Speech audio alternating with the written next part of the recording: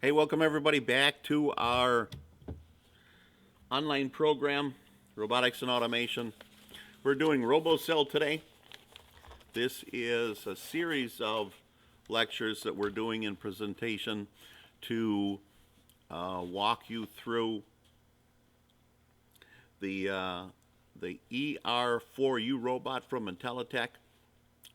Today's presentation is about remarks and loops.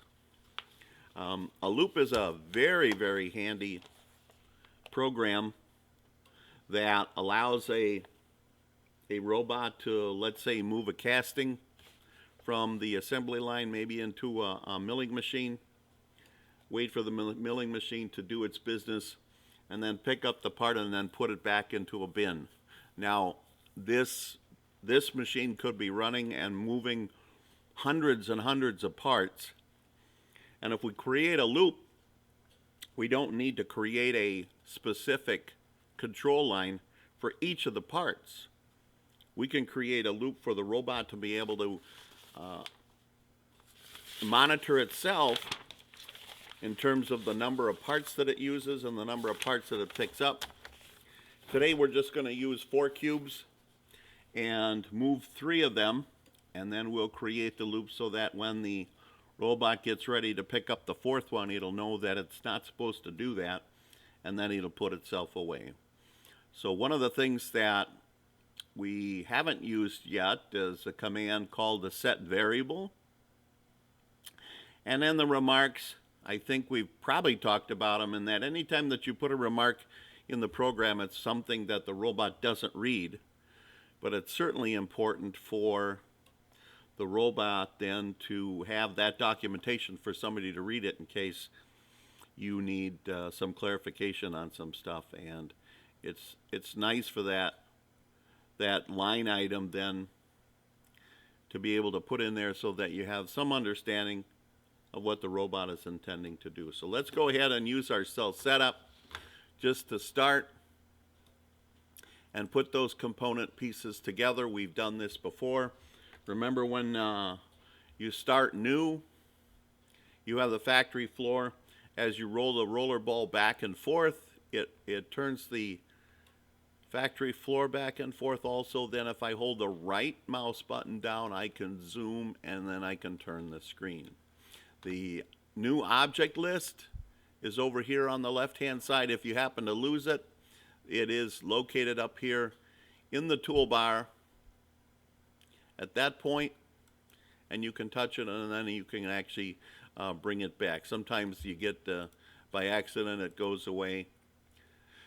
The robot, there's only one robot that needs to be put on the screen, and that is our 4U robot from Intelitek. We're going to put no slide base out there, so then when you pick OK, it automatically puts itself out in the middle of space. Don't panic.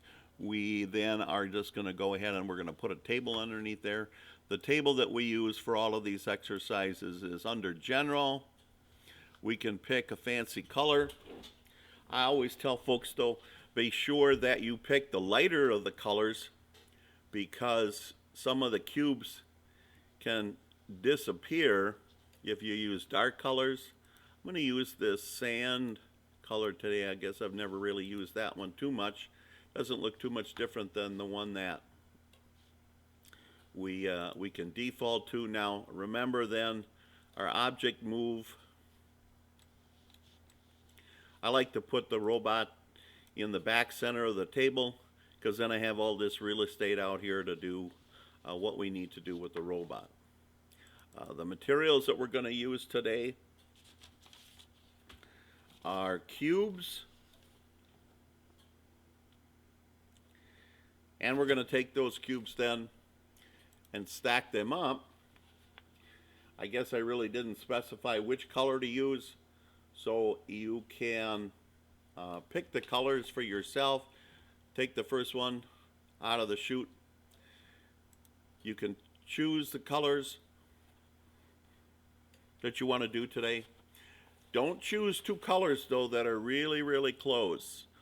try to use distinct colors that are different so that when you place the robot cubes on top of one another, that they don't fall down on top or fall through each other. The materials, makes no difference what material you use. I just leave it at plastic, and then don't change the size. The 40 millimeter by 40 millimeter by 40 millimeter are the actual cube sizes that were used on the real robot, so leave them just as is. All right, so we'll put this first one out here, and when you double snap, you got three choices to do stuff with it. You can rename it, you can rotate it, and you can give it a position. So the position then that I want to give with it is a position here, and we're going to start it off as the X is 310 and the Y is going to be negative 250. So we have it setting over there. So that's a pretty good spot right there. What I might want to do though is, since this is pretty close to the 45-degree mark, I'm going to rotate that and give it 45 so that when we go over and pick it up, that we're picking it up on the side, on the sides of the cube rather than on the corners. Now the next one, let's grab, oh, I'm feeling a little blue today. So let's put that on top, rotate 45, and then give it its position. Remember that these positions are all the same. 310, negative 250. The next cube, let's go ahead and grab a yellow.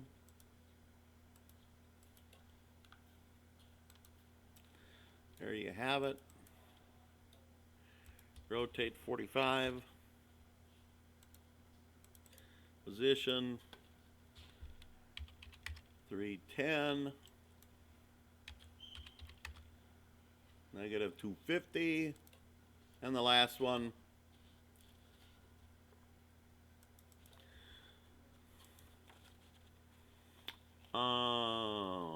let's go ahead and use this brown.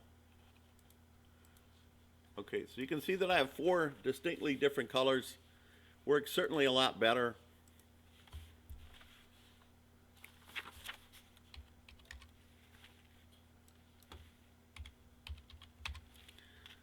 And there you have it. And rotate. 45. Okay. So there you have it. So there's what we start with. And really, this is all we need to create robot number 7.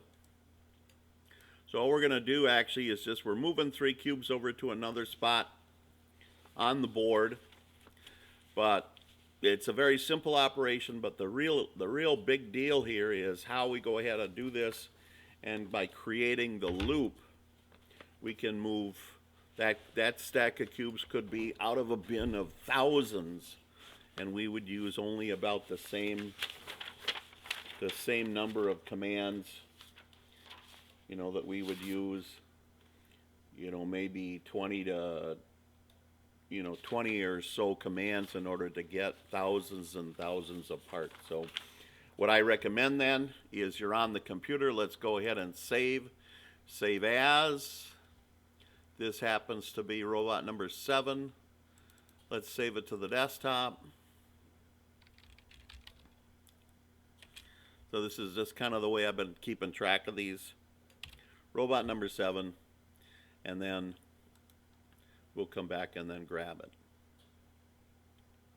All right, so let's move over to RoboCell.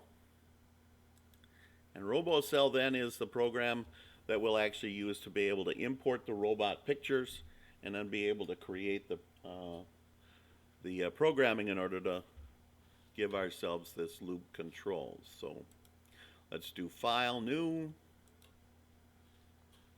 One of the first things that you want to do when you get over here is make sure that you click on the Professional. We are professional robot programmers. What that does is allows us to get more control on what we're going to do, take a look at there's only like 3 under each one of these tabs. Under the simple one, when I click under the professional, we get multiple choices to use under each one, and certainly we will use them to our advantage. Also down here at the bottom, it does expand our position so that we can actually create the positions that we need. Now, under File, 3D Input, so we want that model to work with. So let's go find desktop, and let's find robot number 7. All right, so there's just what we created, and we're going to use that now. I like to put it over on this side because I can write the program, and it's kind of a pain if I don't, because then the image disappears, and then I have to go back and search for it. And if we lose the image, a lot of times we lose our place within the programming because it kind of loses its mind. So we can start with here. So one of the first things that we're going to do is create the home position. Home position is always at position number 99. And these numbers you need to put to memory. 1300330, -90. And the roll is 0, and the most important spot, position, move that you make right now, other than memorizing these numbers, is hit the teach position. Now that adds then this to our ability to put this position up here on the program line. So you'll notice then I always use it, always go to the position with the linear. Linear is always straight line. Then the robot doesn't have to make any decisions, and then I know where it's going to go. So let's put number 99 in that control line and open the grip. So let's watch the robot do that. Put the blue line at the top, and then let's do a single cycle so it'll run both at the same time. And notice that we did get that. Something that I haven't done a lot of, and that is to let you know, up here in the left-hand corner is the little button that you can actually reset the work cell. So if something happens to where you're in the middle of it and you have impact, or you forget, you make a mistake in the program, you forget to open the grip and it smashes into the cube or the table, you can always reset it.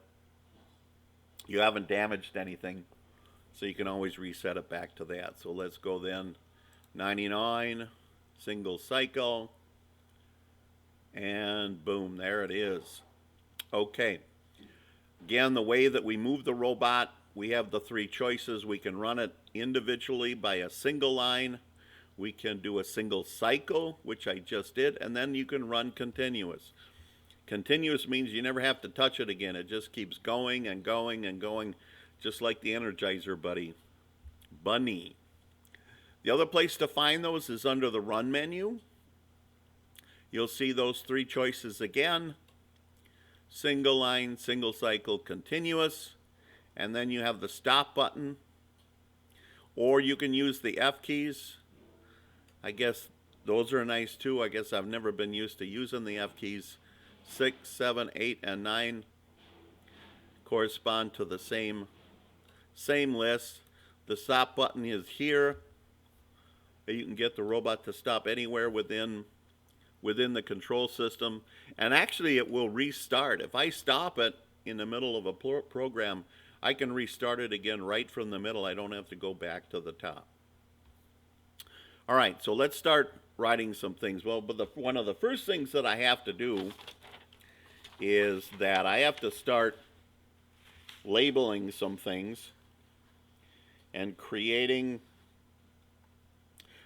some names that we wanna do. So when I go to pick up these cubes, we're gonna need to set a variable so that instead of using a number, I can actually use a name. So let's go ahead and set a variable. Now this is a pretty common one, and I continue to talk about it, and I use the name for this. So you can set a variable such as the word home. And what position would that equal?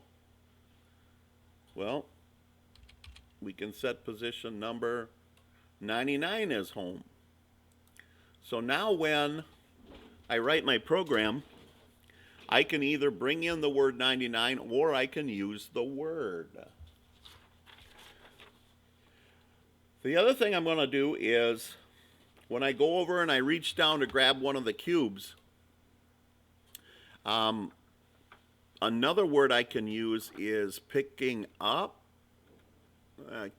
Some of you should be picking up your bedroom and getting all the clothes up off the floor and helping pick up the stuff off the couch and all. Okay, so pick is a good word.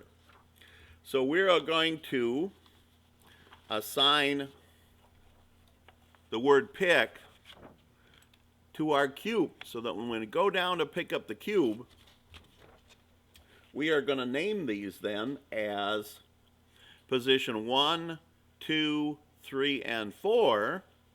So the top one that was going to be used would be the first one that we grab, and then that would be pick. Will equal position 4. So when I go get the next cube, that will be position 3. The next cube will be position 2, and the next cube will be position 1. So we'll need to create some type of mathematical formula that each time through, we need to subtract something from that 4 to make it position 3, position 2, position 1. So that's one way of doing it. The other one is that you could have started at 1 and then work down 1, 2, 3, 4. I'm just choosing to go 4, 3, 2, 1. The other thing is you could create another loop over here, and that would be the word drop. So when we set the cubes down, you could also use another word, and you could use the word drop if you'd like to. I guess I'm going to choose not to do that today. You know, I'm thinking that one set of variables is enough rather than actually trying to do 2. We'll just do 1, and it'll make our life a little simpler. So we're going to be looking at positions 1, 2, 3, and 4 are going to be crucial to our stack today. So what we're looking to do then is to have this robot move that when we get down to the number 1 position, we don't want that robot to pick that one. When we get the 3 move, then we'll want it to be done, and we'll go from there. All right, so here are the first things that we want to set. And we started the position here with 99, open grip, and then we'll begin to do the first 2 that we'll change the name here to number 99. So we'll use that a little bit later on, but I could have actually started this earlier, but you're going to see how these 2 are actually going to work out here at the end of our program, because we want this robot to go to the end of the program when we moved enough cubes, and in the end position, or something that we're going to label as end, and we'll want it to jump to the end of the program, we'll have these 2 housed in that particular area. So once we've done this, let's go ahead and start some positions, and I'm going to kind of name them as we go along here. I'm going to move this back over to the other side, and then we'll start creating some positions. So my first position is going to be position number 100. I like to use some of the bigger names, and that position is going to be over the top. So we'll come back to position number 100 each and every time, which will be our crucial point where the robot has to stop and think about what it needs to do when we get to position number 100. And 100 then would be these same numbers as we put in for the cubes. Our cubes position, 310, negative 250,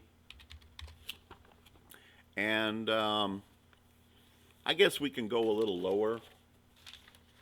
We can go through and pick, let's say, 250 maybe. We want to be higher than what we are on the cubes, and we want to make sure that now we don't need to put in a roll because we already turned the cubes. So then position 100 this is all we need to do, and let's hit teach. So now let's address those cubes. So position number 4 is that first cube up there, 310, 250, and if we count out the cubes and add 40 to each one, we found out that cube position has a z height of 137.5. And let's teach that. All right, so let's do position number 3. Position number 3 is the yellow cube, has the same numbers. We just have to reach down a little further. That would be 97.5. The blue cube is in our number 2 position. Its point is 57.5. Teach. You're gonna keep hitting that teach button, and then number 1. Number 1 is at the 17.5. Now we may not use position number 1, but it's always nice to have. Okay. So now we have to move it to a new position somewhere over here. Let's start those out. I have the form here in my hand of where I want these new cubes to go. So we want the new stack to go to 200, positive 55, and up over the stack, I think we were using 200 then. No, 250. I changed it up a little bit. And we're going to call that position 101. So we're going from 100 over here to 101, and now let's redo the stack. So we could use position 5, 6, 7, and 8. Let's just go ahead and really put some random numbers out there. Let's call this position 12. And remember then that this would be 3 cubes. 97.5, teach, 11, 57.5,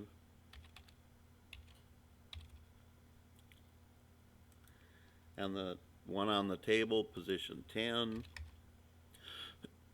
is 17.5. All right. So there are all the positions that we need to do. So 1, 2, 3, 4 are the positions that you see the cubes in right now. And positions 10, 11, and 12 are going to be in the new position. So let's create a series of commands to go get that first cube and then to put it over here on the other side. So I think we've done that before. So let's have the robot then go to position 101. No, 100. So hit the straight arrow. Position 100. Grab our robot cube at position number 4, but we're not going to call it number 4 because we already have a name for it. Let's call it pick. Now let's close the grip. Let's have it go back to number 100. Let's have it go to the new position, 101.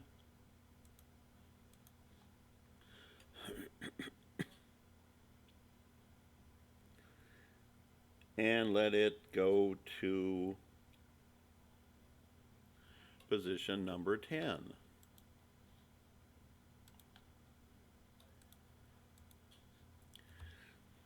But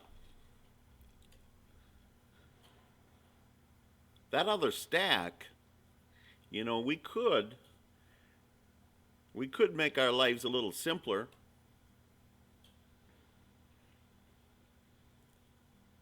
by giving that a name. So I'm going to go back right up here and I'm going to insert that command right there. So why don't we give it a name? Let's call that first one drop, and let's call it position 10.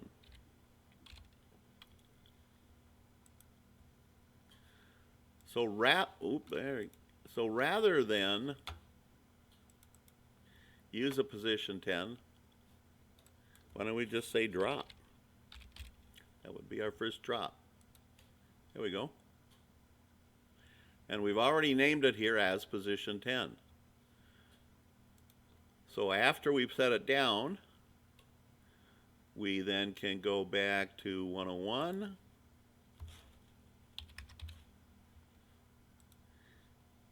Oop, what should we do though? Remember to open the grip. We got to leave it there. So we can go back to 101, go back to 100.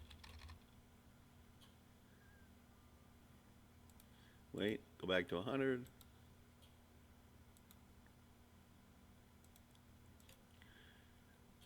And then we could go back and have it get another cube. Well, let's just reset this to see if it'll move the first cube. And let's start it at the top, and then let's see what happens.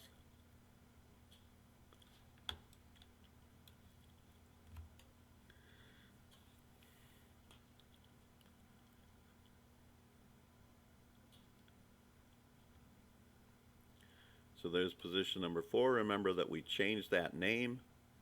We called it pick. Drop now is position 10, which then we set it up on the table.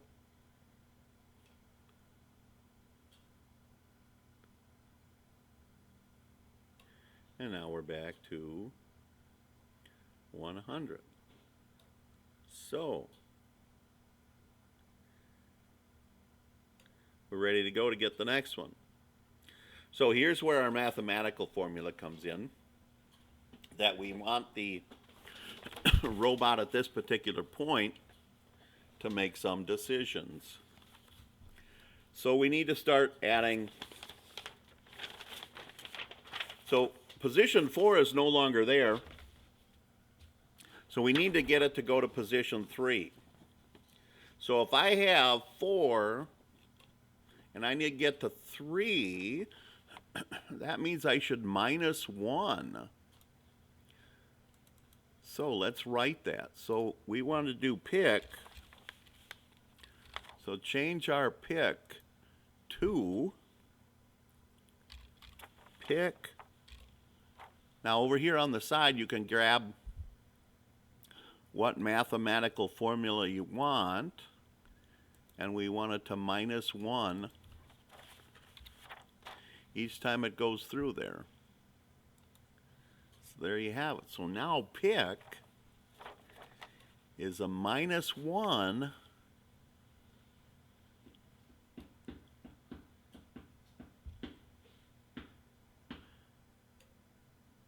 so now it becomes a 3.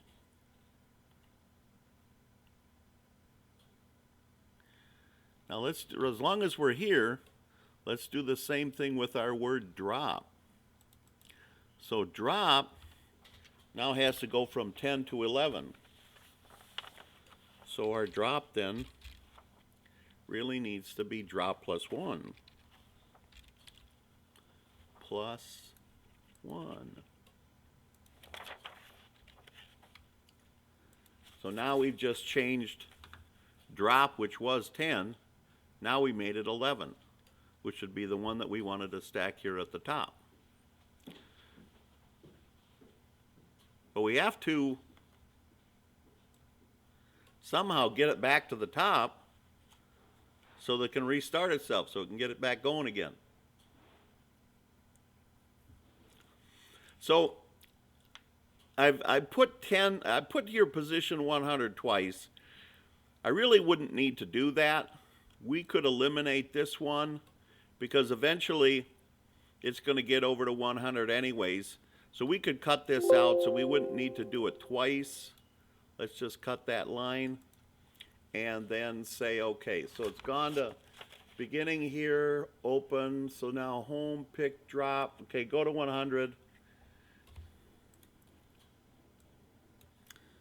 Pick this guy up, go to 101, drop it, open the grip, go back to 101. Now when we send it back up here, it's going to go back to 100 anyways. But instead of getting over here and making the decisions, let's just keep it at position 101 and it'll make its decisions over there. But somehow we got to get it back over here. And here's where we come in by adding something called we want it to get back to the top. And this is called a loop. So we're going to take and add a label right here. So we have to have a place for it to go back to, and these are called labels. So since we're talking about loops, let's just make that and have it jump to the word loop. So as soon as it's done here, let's have it jump back to that loop. So that's where we want it to go. But we really should make some decisions right now. So every time it goes through, it's going to take one away from our pick stack. So 4, 3, 2. We don't want it to move the last one. So what if we add another little formula here? Let's say, and we want to if jump. Let's say then that if pick is less than 2, now less than is that symbol there, less than 2, we want it to jump to the end.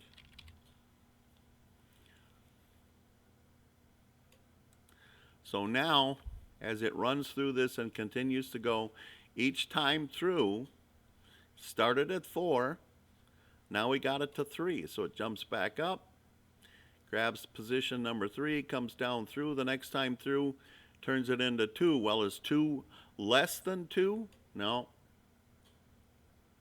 That's still a false statement. So then it's going to jump back to the top. So let's put this simple jump 2. So when it gets to this position,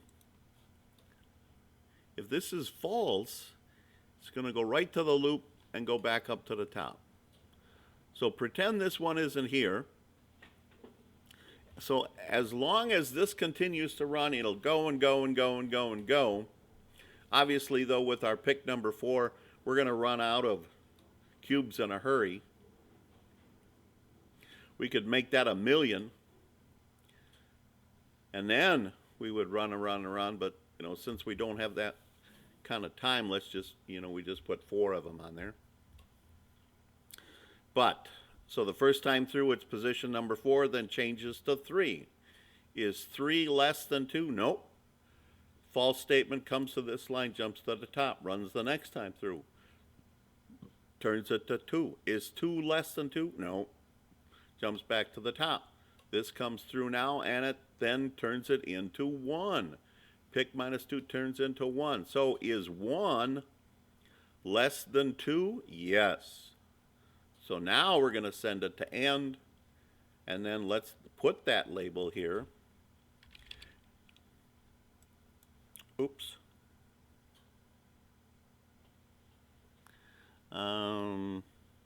No, I just don't want to type that in. I got to make a label. Label. L-A. There we go. And And what do we want it to do at the end?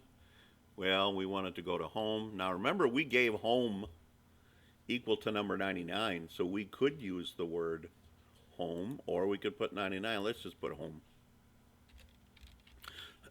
since we've labeled it already.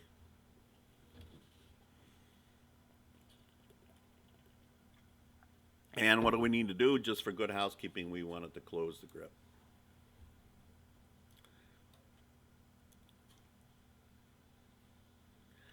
So there you have it, 21 lines. You could put a remark in here. Remember now, this is, I typically have you do this, put your name here.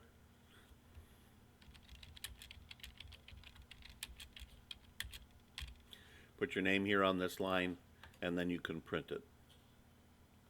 To print the process, put the blue line at the top, do File, and by putting it at the top, you actually then get this thing to light up. This is the printer in my room, or wherever your printer is, and then hit OK, and then it'll send it off to the printer.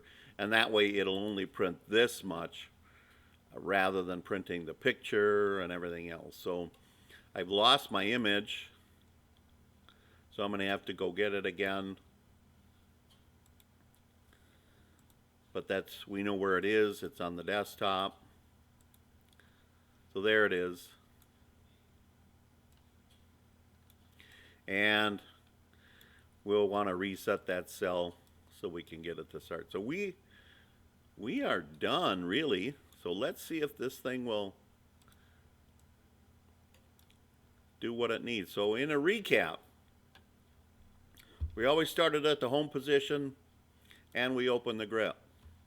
We set a series of positions so that position 1, 2, 3, and 4 are our cubes, and we positioned a 100 and a 101 for our movement across over the top of the cell. Down here at the bottom then, I just chose some bigger numbers. The bigger numbers then, we started off at number 10, which would have been at the table. It would get to number 11 and then number 12. So we did two things then. Each time it runs through, it will subtract 1 from our pick, with it starting off at our first top.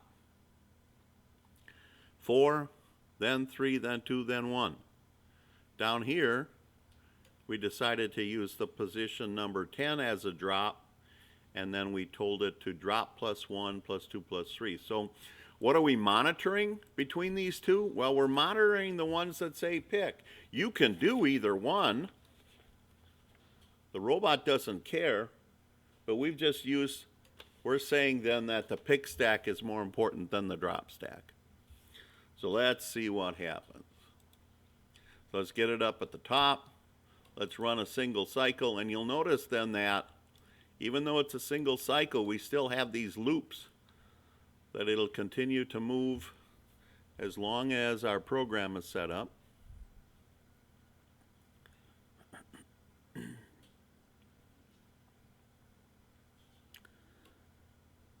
So now it moves to position 10, which we call drop. Open the grip. Now we've done our math. So now we've gone to 3 and now 11. So position 3. But it did say then that position 3 is not less than 2.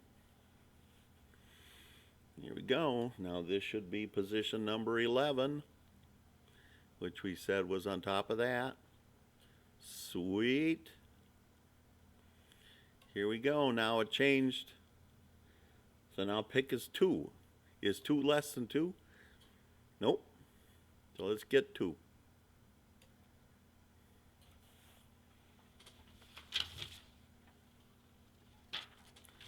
And now we've changed it to position number 12.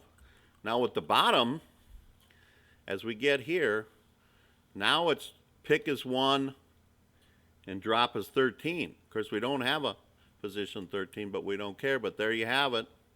It immediately then found out, let's do the bell. It already made the decision. So when we changed pick and when it got to 1, 1 is less than 2. All right, jump to the end and then put yourself away. There's a successful program for understanding how loops work and using a remark. So, hey, thanks for coming today. We're going to end it right here. And we'll see you next time.